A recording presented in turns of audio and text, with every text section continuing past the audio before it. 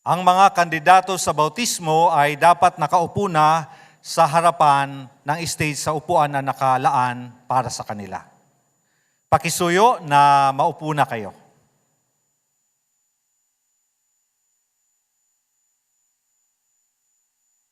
Ano ang mangyayari bago dumating ang bagong sanlibutan? Pakisuyo, makinig ng mabuti kay Brother Kemuel Buensalida mula sa Sukat West Congregation habang sinasagot niya ang tanong na ito sa pahayag na ano pa ang hinihintay mo?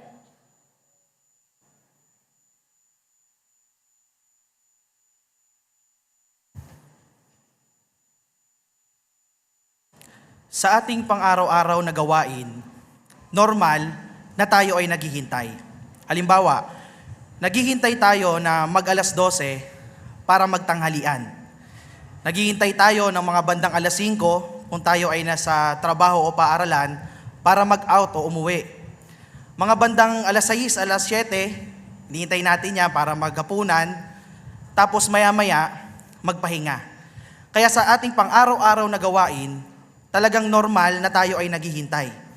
Pero bukod sa paghihintay na yan, ang ating temang tanong, ano pa ang hinihintay mo? Hinihintay natin na matupad na yung mga hula sa Biblia. Maliwanag na ipinapakita sa Biblia kung ano yung mga bagay na mangyayari bago magwakas o matapos ang sistemang ito. Sa Mateo Kabanata 24, talatang 21 at 22, binanggit na magkakaroon ng malaking kapigatian na hindi pa nangyayari magpakailanman. Bago dumating yung malaking kapigatian, merong mga ilang bagay na mangyayari. Kapag ang koalisyon ng mga bansa o ang United Nation inatake na ang bayan ni Jehovah, ibig sabihin, malapit na mag-Armageddon. Pero bago dumating yan, may mga ilang bagay din na mangyayari. Ang koalisyon ng mga bansa at ang United Nation, kasama ng mga leader ng reliyon, sila ay magdideklara ng kapayapaan at katiwasian. Kapag nangyari iyan, ibig sabihin, malapit na magsimula ang malaking kapigatian. Ngayon, aatakihin ng koalisyon ng mga bansa ang lahat ng huwad na reliyon sa buong mundo. Kapag inatake nila ito, hudyat iyan, nasimula na ang malaking kapigatian. Gaya ng nabanggit natin kanina, na aatakihin tayo. Kasi tayo na lang yung matitira na nakatayo ang bayan ni Jehovah. Kaya kapag nangyari iyan, magsisimula na ang Armageddon at ililigtas ng Diyos na Jehovah ang kanyang bayan sa pamamagitan ng kanyang hari na si Jesucristo. Ngayon, ang totoo, hindi madali para sa atin kapag tayo ay nasa panahon na ng malaking kapigatian. Kasi tayo ang punterya ng ating kalaban. Kaya ngayon, ang tanong, paano mo maihahanda ang sarili mo sa mga pangyayaring malapit ng maganap? O paano tayo makakapag-ready kapag tayo ay nasa panahon na ng malaking kapigatian?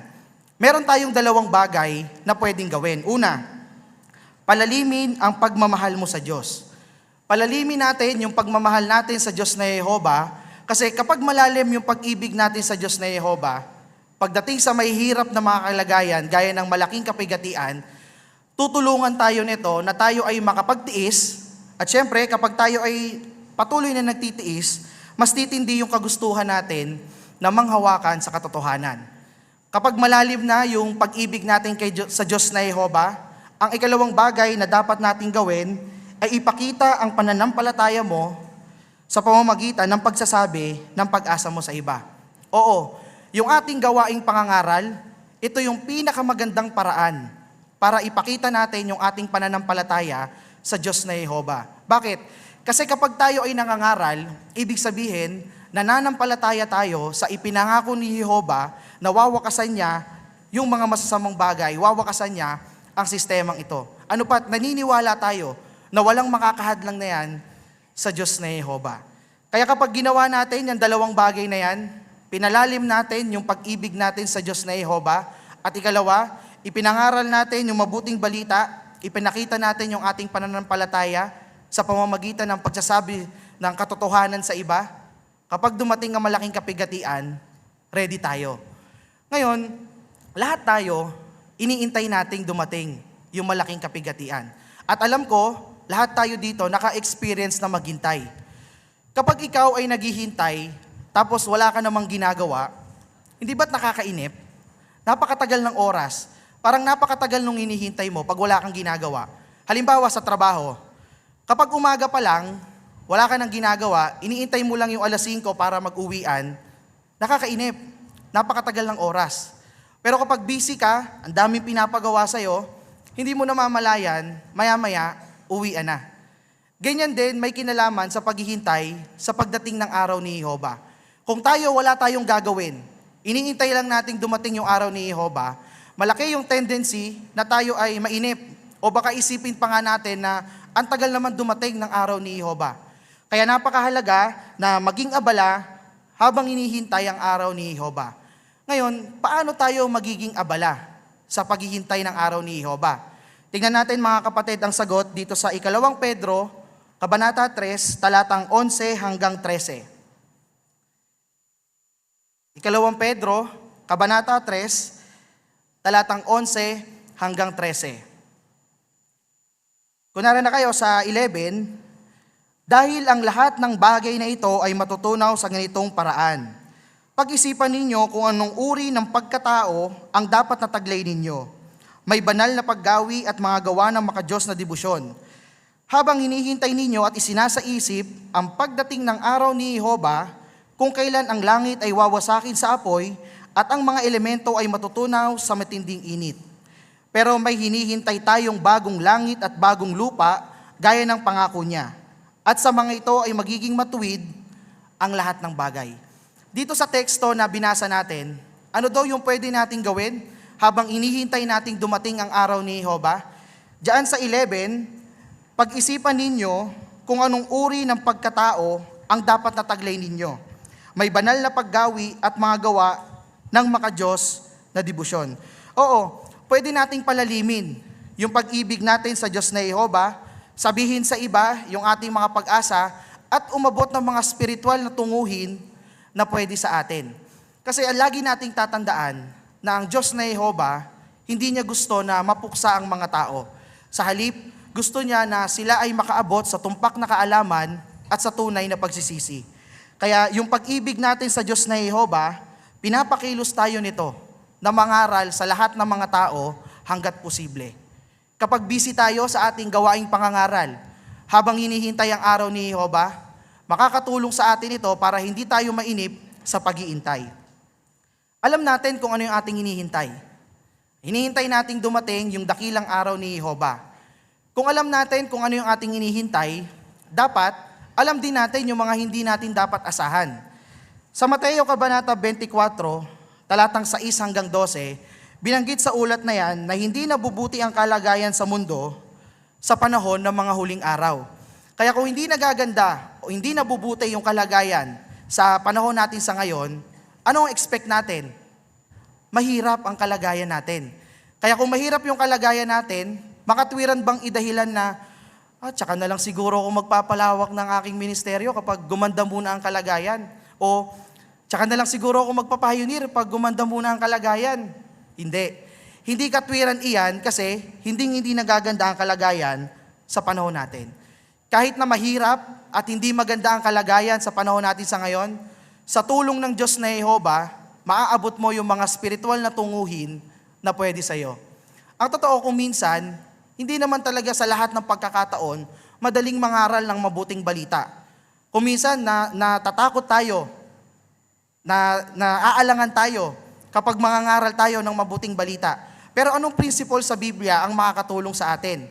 Tingnan natin mga kapatid ang sagot dito sa Kawikaan, Kabanata 3, talatang 27 hanggang 28.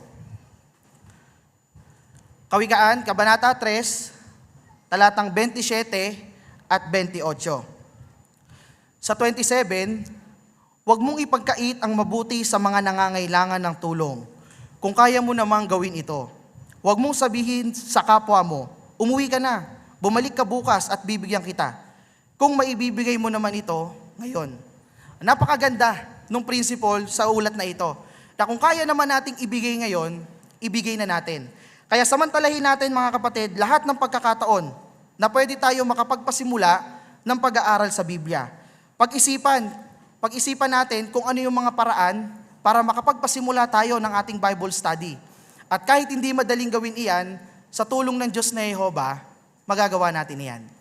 Kaya mga kabataan, kayo'y nasa angkop na kalagayan para magpalawak ng inyong ministeryo. Gawing goal na maglingkod kay Jehovah ng buong panahon. Kasi tayong lahat, habang busy tayo sa gawaing pangangaral, busy tayo sa paglilingkod kay Jehovah, kapag ginawa natin iyan, makakatulong ito para mapabilis natin ang oras at hindi natin mamalayan na ang pagdating ng araw ng Diyos na Jehovah ay nariyan na. Sa puntong ito, interviewin natin ang isang kabataang sister na nagpalawak ng kanyang ministeryo at umabot ng mga spiritual na tunguhin gaya ng pagpapayunir at pagbobolunteer sa mga project ng LDC o ng Local Design and Construction. Tawagin natin si Sister Angelo Ferreras mula sa Sukat East Congregation. Sister Ferreras, sa iyong pagpapalawak ng ministeryo, bakit ka nag-alangan nung una? Nagkalilangan nga po ko noong una sa pag-apply po sa regular pioneer. Kasi kahit 1 year na po kong continuous auxiliary pioneer noon, hindi pa rin po ako makapagpasya mag-apply. Dahil nandun po yung takot na baka hindi ko po maabot yung tunguhin na oras at gayon din po magampanan yung role ng regular pioneer. Sa volunteering naman po sa DC-50 para po sa LDC volunteers, nandun din po yung takot na baka mabigatan po ko sa maatas sa aking gawain. Marahil, ganyan din yung pag-aalangan ng ilan sa ating mga kabataan. Pero Sister Jello, ano ang nakatulong sa iyo na abutin pa rin yung tunguhin mo? Nakatulong nga po yung pampatibay sa aming elders. Isang gabi po bago kami mag-midweek meeting, nilapitan po ko na isang elder namin at kinabahan nga po ko na una. Pero pinasigla niya po ko dun sa ginagawa ko pong paglilingkuran kay Jehovah at natandaan ko po, binigyan niya po ko ng application form para sa regular pioneer. At dun po sa form, nakaprint na po yung pangalan ko. At pinasigla niya po kung subukan mag-apply at pag-pray po to kay Jehovah. Nakatulong din po yung payo sa akin ng parents ko sa Isaiah 41:10 na wag pong matakot dahil kasama ko si Jehovah. Patitibayin at tutulungan niya po ko sa goal po na higit siyang paglingkuran. Ayos. Sa volunteering mo naman, ano yung nakatulong sa'yo? Napasigla po ko dun sa mga kapatid po na na-meet ko kapag na-invite po yung congregation namin sa mga Kingdom Hall Construction. Napatibay po ko sa kanilang halimbawa, lalo na po pag nakikita ko po yung kasayahan nila sa paglilingkod kahit hindi po madali yung gawain. Okay, salamat. Paano pinagpala ni Jehovah yung pagsisikap mo? Pinagpala nga po ni Jehovah yung paglilingkod ko sa Kanya nung makapag-aral po ko nung PSS nung 2014 at 2019 kasama po nung mami ko. At nagpapasalamat po kay Jehovah kasi kahit pinili ko po na hindi na kumuha ng higher education at patuloy po maglingkod sa Kanya, naramdaman ko po yung buong support at gabay niya. At gayon din po natutuhan ko po dun sa pag-aaral sa PSS yung higit po na karunungan tsaka kaligayahan po nung divine education na ino-offer ni Jehovah. Hindi po ito ma-compare sa anumang mataas na university at hindi ko po yung pinagsisihan. Maraming salamat, Sister Jello, sa pag-share mo sa amin ng iyong experience. Mga kapatid, gaano na lang ba katagal yung panahon na hinihintay natin? Diyan sa unang Korinto, Kabanata 7, talatang 29, kaunti na lang yung panahon na natitira sa sistemang ito. Kaya gamitin sa pinakamabuting paraan yung ating oras. Alam natin kung ano yung mga bagay na inaasahan natin. Inaasahan natin na matupad na yung mga hula sa Biblia, dumating na ang dakilang araw ni Jehovah. Kung alam natin kung ano yung ating inaasahan, alam din natin yung mga hindi natin inaasahan. Hindi natin inaasahan na gumanda pa ang kalagayan sa panahon natin sa ngayon. Kaya kung alam natin yung mga bagay na yan, advantage ito para sa atin.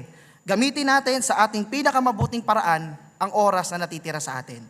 Mga kapatid, pakisuyo sa inyong mga program, kung meron kayong hard copy, kung wala naman, doon sa digital copy nyo, sa pinakadulong page, at sagutin natin yung ikatlong tanong dyan sa review question ng inyong mga program. Sa ikatlong tanong, paano natin magagamit ng tama ang panahon natin habang hinihintay ang araw ni Jehovah? Ang sagot ay nasa 2 Pedro, Kabanata 3, talatang 11 hanggang 13. Pwede nating palalimin ang pagmamahal natin sa Diyos, sabihin sa iba ang pag-asa natin, at umabot ng spiritual na mga tunguhin na pwede sa atin. Kaya kung tayo ay nasa kalagayan para magpalawak ng ating ministeryo, huwag na tayo magdalawang isip. Gawin na natin ito. Kung tayo naman ay wala sa kalagayan dahil sa mga bagay na hindi nating kontrolado, lagi nating tatandaan na ang Diyos na Jehova, ina-appreciate niya at pinasasalamatan niya ang lahat ng nagagawa natin para sa Kanya.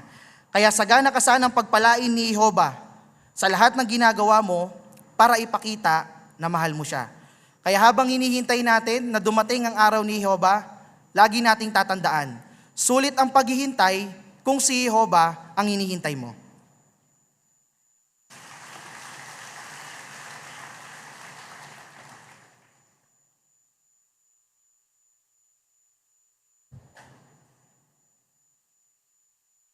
Salamat, Brother Buensalida. Pinatibay mo kami na manatiling abala sa teokratikong mga gawain sa mga huling bahaging ito ng mga huling araw. Dumating na ang oras para sa pahayag sa bautismo. Alam naming hinihintay ninyo ng may pananabik ang pahayag na ito, mga kandidato sa bautismo. Pero lahat tayo ay siguradong makikinabang habang pinag-isipan natin ang ginawa nating pag-aalay. Kaya pakisuyo, pakinggan nating mabuti si Brother Hesron Elcano mula sa Sukat North Congregation habang iniharap niya ang pahayag na may pamagat na patuloy na lumakad sa daan ng kapayapaan.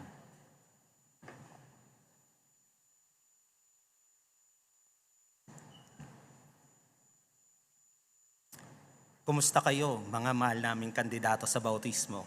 Masaya kami na makasama kayo sa umagang ito. Siguradong naaalala nyo pa yung unang beses na mag-aral kayo ng Biblia. Tapos, tuloy-tuloy ang pagsulong nyo.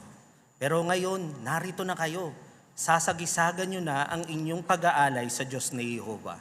Kinokomentahan namin kayo sa inyong mga sakripisyo, sa inyong determinasyon na paglingkuran ang ating Diyos na Jehova. Siguradong masayang-masaya siya sa desisyon na ginawa nyo. Yung prosesong yan at yung gagawin ninyo pagkatapos ng inyong bautismo, pwede nating ihalin tulad yan sa isang paglalakbay. Pag naglalakbay ang isa, meron niyang daan na tatahakin. At sa Bible, yung tunay na pagsamba, hinalin tulad yan sa isang daan. Bago at pagkatapos tawaging Kristiyano ang mga alagad ni Jesus, tinawag nilang daan ang bagong paraan ng pagsamba nila. At angkop lang yun, kasi tinutularan ng mga Kristiyano ang pamumuhay ni Jesus. At si Jesus naman, yung paraan ng buhay niya, umikot yun sa pagsamba sa tanging tunay na Diyos, ang Diyos na Jehova. Ngayon, paano makakaapekto sa inyong mga kandidato sa bautismo ang bagong daan ng pamumuhay na ito? O tingnan natin, ang sabi ng Bible, pakisuyo mga kapatid, Efeso Kabanata 4, talata 22 hanggang 24. Tingnan natin kung ano ba ang sinasabi ng Bible. Efeso chapter 4, verse 22 to 24. Kung nakita natin ganito ang sabi, tinuturuan kayong alisin ang inyong lumang personalidad na naaayon sa dati ninyong paraan ng pamumuhay at pinasasama ng mapandayang mga pagnanasa. At dapat na patuloy ninyong baguhin ang takbo ng inyong isip at isuot ang bagong personalidad na nilikha ayon sa kalooban ng Diyos at batay sa kung ano ang matwid at tapat. Ano ang itinuturo sa atin base dito sa nabasa natin mga kapatid at mga kandidato sa bautismo? Sabi dito, patuloy na baguhin ang takbo ng inyong isip. Pinapakita nito na ang inyong paraan ng pagsamba ay patuloy na makaka-impluwensya sa bawat bahagi ng inyong buhay. Ngayon, ano ba yung ibig sabihin ng termino dito na takbo ng inyong isip? Ano ba ang ibig sabihin yan? Ito yung puwersa na humuhubog o umi-impluwensya sa takbo ng isip ng isang tao at sa mga kagustuhan niya. Dahil makasalanan tayo, madaling mapunta yung isip natin dun sa mga maling bagay. Halimbawa, yung mga bagay na material, yung mga bagay na makalaman, yung mga bagay na di-espiritual. Kaya, ang matalinong payo sa atin, lalo na sa inyong mga kandidato sa bautismo, patuloy na baguhin ang takbo ng ating isip.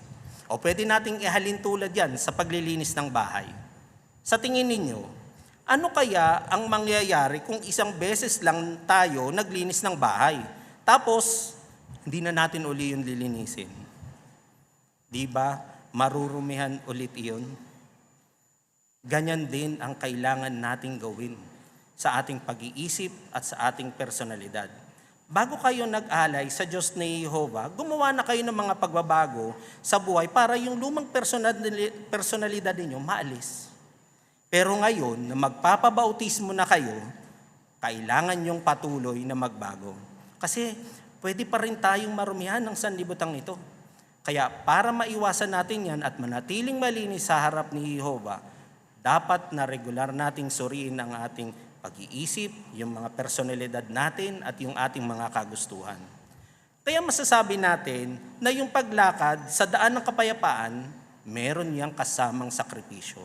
At dahil dyan, sabi ni Jesus, kaunti lang yung lalakad sa makitid na daan na ito. Ngayon, ano ba yung maaari niyong maisakripisyo? Tingnan natin, pakisuyo mga kapatid. Marcos Kabanata 8, talata 34. Marcos Kabanata 8, talata 34. Tingnan natin, ano ba yung maaring maisakripisyo ng isa? Marcos chapter 8, verse 34. Kung nakita natin, ganito ang sinasabi.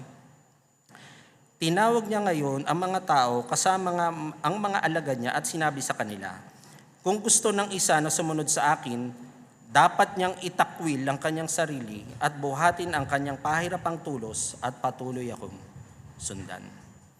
Napansin ba natin dito mga kapatid yung term na itakwil ang kanyang sarili? O pwede rin nating isalin yan sa dapat niyang hindian ang sarili niya. At angkop lang yun kasi posibleng kasama rito yung pagtanggi natin sa ating mga personal na kagustuhan, yung mga ambisyon natin, o yung mga ginhawa na pwede nating makuha. Kaya ang ibig lang sabihin nito, yung gusto ni Jehovah, yan yung mas mahalaga. Yan yung prioridad kaysa sa mga gusto nating gawin. Sulit ba ang sakripisyong yan? O tingnan natin, ang sagot ng Bible, pakisuyo. Awit 128 verse 1. Tingnan natin kung sulit ba talaga ang mga sakripisyo na ginagawa natin. Ano yung katiyakan na ibibigay sa atin ng Diyos na Jehovah, lalo na sa inyo, ng mga kandidato sa bautismo. Awit 128 verse 1, ganito ang sabi, maligaya ang lahat ng natatakot kay Jehovah at lumalakad sa kanyang mga daan. Balikan natin yung tanong. Sulit ba ang mga sakripisyo na gagawin ninyo?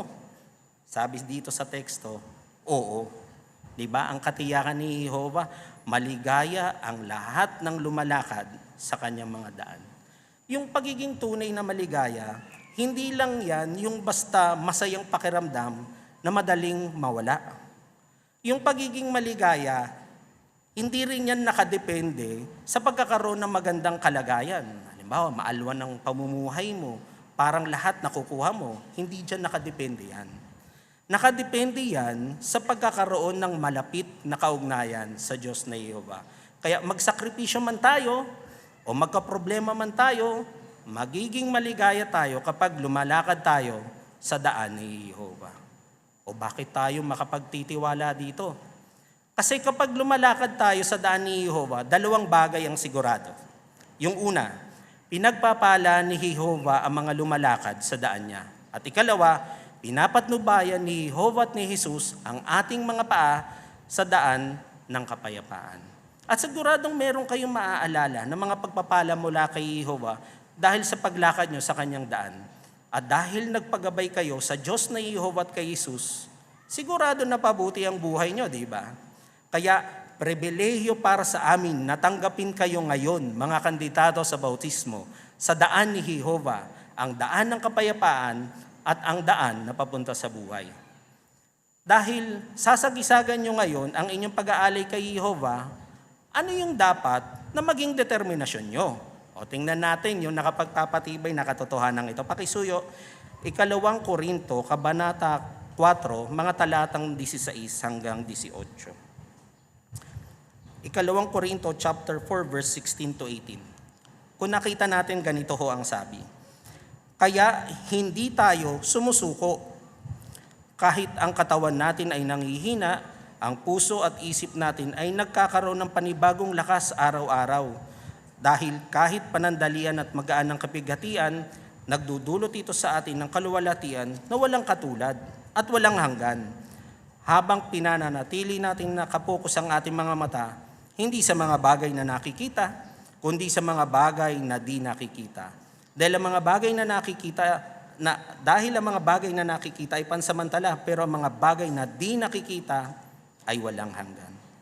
Ano yung encouragement ng Diyos na Jehovah sa inyo, mga kandidato sa bautismo?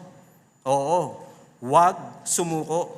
Patuloy na maglingkod kay Jehovah at manatili sa daan ng kapayapaan. O bakit hindi kayo kailangang sumuko? Kasi lagi nyo kasama si Jehovah. Pansinin natin mga kapatid yung talata 16. Ano yung sabi niya dito? Ano yung pangako niya sa inyo? Sabi dito, bibigyan niya kayo ng panibagong lakas sa espiritual. Tuwing kailan? Araw-araw. Araw-araw. Katiyakan yan sa ating lahat, lalo na sa inyong mga kandidato sa bautismo na makakaya natin ang mga problema. Sabi nga dito sa teksto, kahit nga kapigatian, kakayanan natin. Kasi nandyan si Jehovah.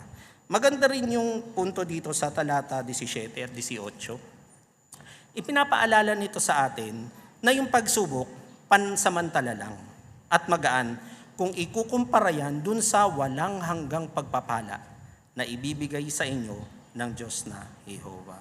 Kaya, ano masasabi natin? Ano ang magiging konklusyon natin? Di ba ganyan tayo, kamahal, ng Diyos na pinili natin paglingkuran ng Diyos na Jehovah? Sobra niya tayo mahal. Dahil dyan, ang ginawa ninyo, minahal nyo din siya. Hindi kayo sumuko sa pagsisikap ninyo na pasayin siya at maging kwalipikadong mga lingkod niya. Kaya sa araw na ito, magkakaroon kayo ng espesyal na kaugnayan sa Diyos na Jehovah at kay Jesucristo. Ngayon, kung patuloy kayong lalakad sa daan ng kapayapaan, sabi ng Bible sa Galatia 6:9, mag-aani kayo sa takdang panahon. Ang ibig sabihin nun, pwedeng maging walang hanggan ang kaugnayang yan kung hindi kayo titigil. Dahil patuloy kayong lumakad sa daan ng kapayapaan at hindi sumuko, patuloy kayong pagpapalain ng Diyos na Jehovah. Sigurado yan. O mag-interview tayo na magpapatunay sa bagay na yan. Interviewin natin ng isang bagong bautisadong sister sa ating circuit. Si Sister Joyce Duhay Lungsod mula sa Central Bicutan Congregation. Si Joyce, nabautismohan siya last month, noong August 26 sa ating nakaraang regional convention.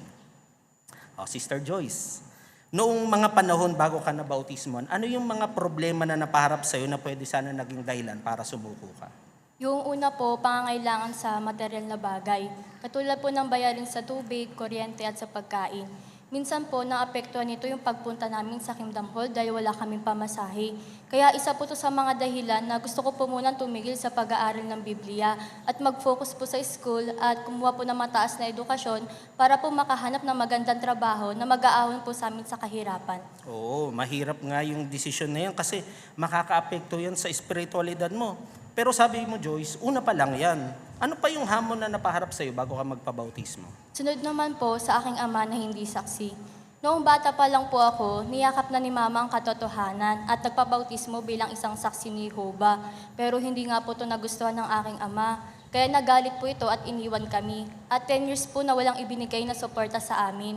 Nito nga lang po, nilusob niya kami at nagwawala. Sinaktan pa nga po yung isa po naming kapatid dahil gusto niya po kami palayasin sa tinitirhan namin. At dahil po doon, nakakahiya nga po sa mga kapitbahay na nakarinig at nakakita sa pagwawala ng aking tatay. Kaya po talaga napanghinaan po ako ng loob dito dahil kilalang-kilala nga po kami sa lugar namin ng mga saksi ni Jehovah. Kaya ayoko na po sanang maging saksi. Oo, di nga biro yung hamon na yan kasi galing yan sa kapamilya mo. Pero meron bang inilaan si Jehovah na tulong sa'yo para makapagpatuloy ka sa paglakad sa daan niya? Opo, una po, nagpapasalamat po ako sa Diyos na Jehovah. Kasi alam niyo Brad, may puno po kami ng malunggay sa bahay. At naniniwala po ako na iniingatan po ito ng Diyos na Jehovah na wag masira. Dahil po nakakuha nga po kami ng mga dahon at bunga na naibebenta po namin sa palengke at tumutulong po sa aming pang araw-araw na pangangailangan.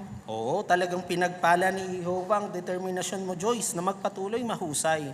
Pero bukod dyan, ano pa yung nakatulong sa iyo para magpatuloy ka at hindi sumuko? Malaking tulong din po, Brad, yung pagdalaw ng mga kapatid sa bahay namin. May pagkakataon nga po na may dala silang pagkain, pero higit nga po akong napatibay, Brad, sa mga payo at teksto at mainit po na pagpapadama ng kanilang pag-ibig sa amin. At nakatulong din po ng malaki ito sa akin para po makapagpatuloy sa pag-aaral ng Biblia at may alay po yung aking buhay sa pamamagitan po ng pagpabautismo. Maraming salamat, Sister Joyce Duray Lunsod, sa nakapagpapatibay na karanasan na yun. Patunay lang yan na talagang andyan palagi si Jehovah kasama natin. At hindi niya tayo pababayaan dahil hindi siya sumuko, patuloy siyang lumakad sa daan ni Jehovah, pinagpala siya, di ba? At ganyan din ang tiyak na mararanasan ninyo habang patuloy kayong lumalakad sa daan ng kapayapaan. Kaya ano nga ulit yung magiging determinasyon nyo? Mga mahal naming kandidato sa bautismo? Oo, hindi tayo susuko. Hindi tayo titigil.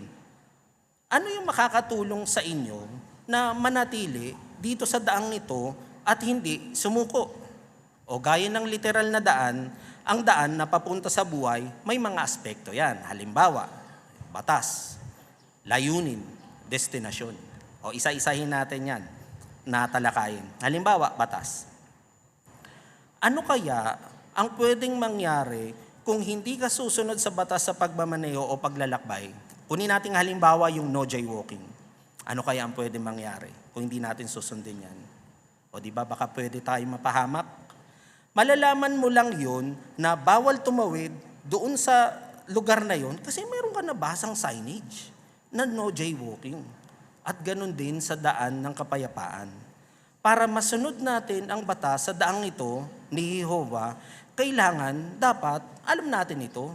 At para malaman natin ito, dapat patuloy nating pag-aralan ang kanyang mga kautusan at ang kanyang mga prinsipyo. Tapos, isasabuhay natin ang mga iyon. Ano ang pakinabang kung gagawin natin yan? Sabi sa Kawikaan, chapter 3, verse 1 and 2, mahaba at payapang buhay. May isa pang pakinabang, Ikalawang Korinto, chapter 1, verse 12. Dahil hindi kayo nagtiwala sa karunungan ng sanlibutan, ang epekto sa inyo, nagkaroon kayo ng malinis na konsensya. At kapag malinis ang konsensya natin, di ba panatag tayo?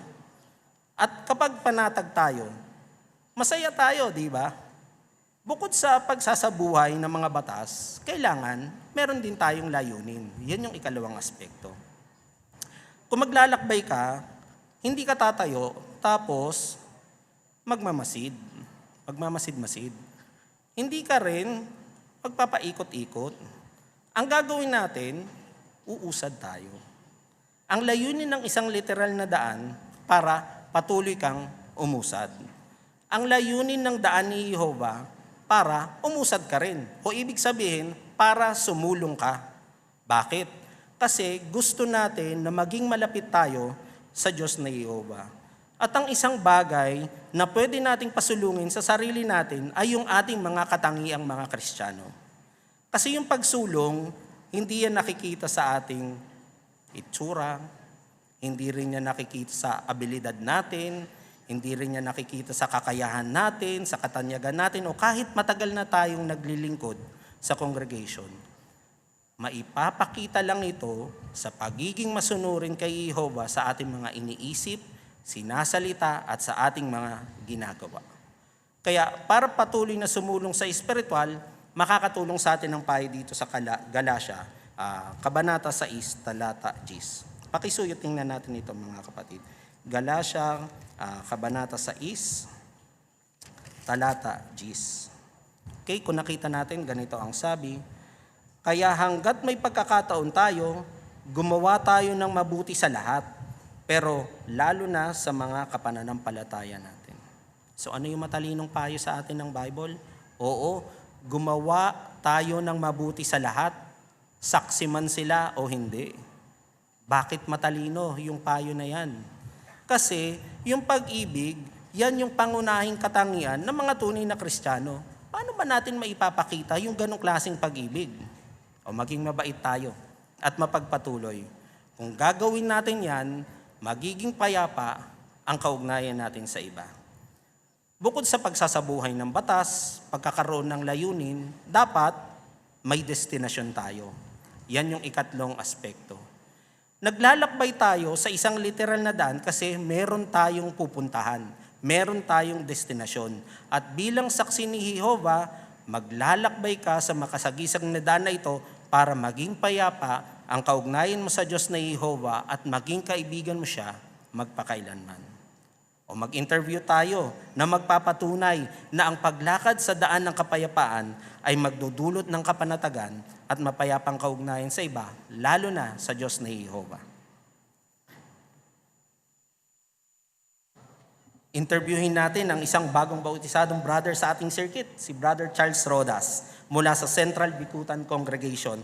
Si Charles na bautismohan din siya last month, noong August 26 sa ating regional convention. Brother Charles, anong hamon ang napaharap sa iyo sa paglakad sa daan ni Jehovah? Alam niyo po, Brad, noon po, mainitin po talaga ang ulo ko at maikli ang pasensya dahil po sa impluensya ng madalas ko pong paglalaro ng mararahas na online games, lalo na po nitong pandemic. Kaya naman po ay may mga nakakaaway ako sa eskwela or sa mga kakilala ko. Dahil po dito ay napapagalitan ako ng mama ko, kaya naman po lumayo yung loob ko sa kanya. Oo, sigurado makaka-relate dyan yung ilang mga kabataan, Charles. Pero mula nung lumakad ka sa daan ng kapayapaan ni Jehovah, paano ka mas naging panatag? Simula po nung lumakad ako sa daan ng kapayapaan ni Jehovah, mas naging mapili po ako sa mga nilalaro ko online. Kasama na rin po dun yung mga taong nakikilala ko. Mas naging panatag naman po ako dahil natutuhan ko na pong kontrolin ang mga emosyon ko. At mas naging mapagpasensya na po ako sa mga bagay-bagay. Mahusay, Charles. Isinabuhay mo ang mga natutunan mo. Pero paano ito nakatulong para mas maging payapa ka? Maging payapa yung kaugnayan mo sa iba? Naging payapa naman po yung kaugnayan ko sa iba dahil hindi na nga po ako magagalitin katulad po nung dati. Ganun din, marami na pong gustong makipagkaibigan sa akin. Sa part naman po namin ng mama ko, mas pinagkakatiwalaan niya na po ako ngayon. Kaya masayang-masaya din po ako. Ang ganda ng epekto sa iyo nung pagbabago na yun, Charles. Ngayon, paano naman ito nakatulong sa iyong kaugnayan sa Diyos na Jehovah? Naging payapa naman po yung kaugnayan ko sa Diyos na Jehovah dahil alam ko pong nakikita niya yung mga pagsisikap ko na gawin yung mga bagay na gusto niya. At dahil po doon, nagkaroon po ako ng malapit na kaugnayan sa Kanya. At gaya po ng diwa sa Kawikaan 27:11 na kapag ginagawa ko ang kalooban ng Diyos, alam kong napapasaya ko siya. Maraming salamat, Brother Charles Rodas, sa iyong nakapagpapatibay na kanyasan. Patunay lang yan na kapag sinusunod natin ang batas ni Jehovah, nagiging panatag tayo at payapa ang kaugnayan natin sa iba, lalo na sa Diyos na Jehovah. Talagang nagbibigay ng kapayapaan ang daan niya. Dahil dyan, gusto nating patuloy na lumakad sa daang ito. Ngayon, para makapanatili tayo sa makitid na daan na ito papunta sa buhay, dapat handa nating baguhin ang ating pag-iisip, ang ating mga ugali at yung ating mga ginagawa. Sa diwa, gumagawa tayo ng mga adjustment. Habang patuloy kang lumalakad sa daan ng kapayapaan, meron kang mapapansin na kailangan mong baguhin sa sarili mo, sa mga ginagawa mo, sa mga iniisip mo. Ngayon, ano yung adjustment na kailangan nating gawin? Pakisuyo mga kapatid, 2 Korinto chapter 13 verse 11. 2 Korinto, kabanata 13, talata 11. Tingnan natin kung ano yung adjustment na pwede nating gawin. 2 Korinto chapter 13 verse 11. Kung nakita natin, ganito ang sabi, bilang panghuli, mga kapatid, patuloy kayong magsaya, magpaakay sa tamang landas, maaliw, magkaisa sa kaisipan, at mamuhay ng payapa, at ang Diyos ng pag-ibig at kapayapaan ay sa inyo. Maraming magagandang punto ang binanggit sa tekstong ito, pero talakay lang tayo ng 3, mga kapatid. Yung una, patuloy kayong magsaya. Bakit mahalaga ito? Kasi maraming problema sa ngayon. At ang mga tao sa sanlibutan ito, wala silang nakikitang gaanong dahilan para maging masaya. Di ba karamihan nga ng mga tao sa sanlibutan ito masyado nagre-reklamo? At kung minsan, pwede tayong maapektuhan ng mga bagay na yun. Pwedeng mawala ang kapayapaan at kagalakan mo kung dun sa problema, dun ka magpo-focus. Kaya ano yung dapat nating gawin? mag-focus sa mga bagay na magpapasaya sa'yo imbes na sa bagay na magpapalungkot o yung mag-aalis ng kagalakan mo. At ang isang bagay na talagang nagpapasaya sa ating mga lingkod ni Jehovah, yung pakikibahagi sa ministeryo. Na ibibigay kasi natin yung panahon natin kay Jehovah. Hindi lang yun, natutulungan pa natin ng iba na matuto tungkol sa Kanya. Di ba yan yung prinsipyo sa Gawa 20:35? Di ba ang sabi doon, mahigit na kaligayahan sa pagbibigay kaysa sa pagtanggap? O bukod sa patuloy na magsaya, ito yung ikalawa. Sabi dito, patuloy kayong magkaisa sa kaisipan. Paano natin yan magagawa? O iwasang makipagtalo para hindi masira ang kapayapaan ng kongregasyon.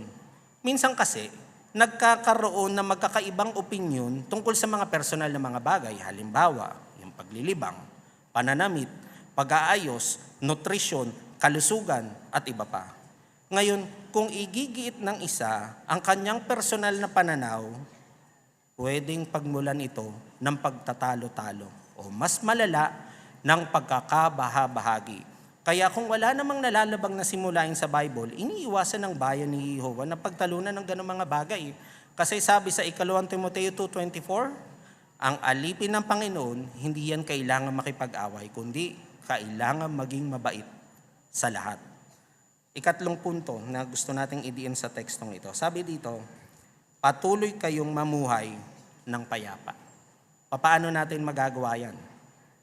O maging mapagmahal at mapagbigay, lalo na sa mga kapamilya nyo, saksi man sila o hindi. Yung pakikitungo kasi natin sa kapwa natin, meron niyang tuwirang epekto sa ating kaugnayan kay Jehovah. Kaya patuloy nawa kayong magpaakay sa tamang landas. Ang dami nating magagandang punto na itinuro sa atin ni Jehovah sa bahaging ito, no? Repasuhin natin saglit. Natutuhan natin sa bahaging ito na tayong lahat ay nasa isang paglalakbay. At masaya kami na tanggapin kayo at makasama kayo ng mga kandidato sa bautismo. O meron tayong destinasyon, yun yung maging payapa ang ating kaugnayan kay Jehovah at maging kaibigan siya magpakailanman. Araw-araw tayo nagsisikap na lumakad sa daan patungo sa buhay. Pero gaya ng sinabi ng ating Panginoong Hesus, makitid yung daang yun at kung minsan mahirap siyang lakaran. Pero hindi kayo dapat mag-alala kasi kasama natin si Jehovah sa ating paglalakbay. Kaya ano nga uli yung magiging determinasyon natin? Oo, hindi tayo susuko, hindi tayo titigil. Mananatili tayo sa daan ng kapayapaan, kaya patuloy kayong magpaakay sa tamang landas.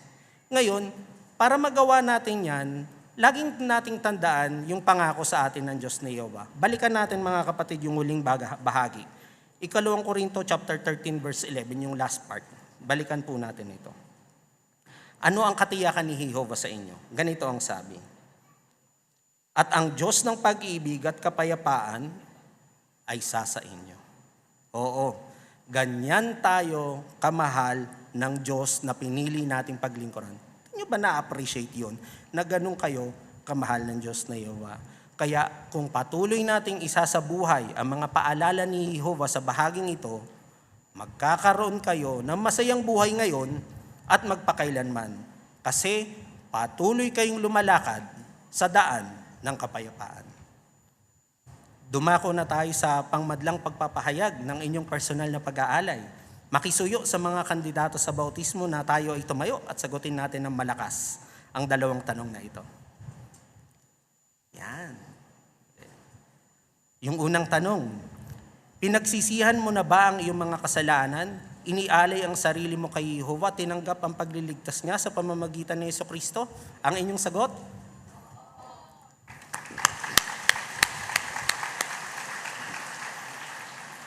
Ikalawa, nauunawaan mo ba na ang iyong bautismo ay nagpapakitang isa ka ng saksi ni Jehovah at bahagi ka na ng organisasyon niya?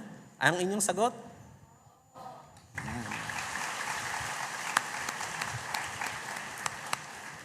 Ang inyong malinaw at positibong mga sagot sa tanong na ito ay nagpapakitang kayo ay kwalipikado para sa bautismo bilang mga ordinadong ministro ng Diyos na Jehovah. Angkop lang na panalangin natin ito mga kapatid. Manalangin po tayo.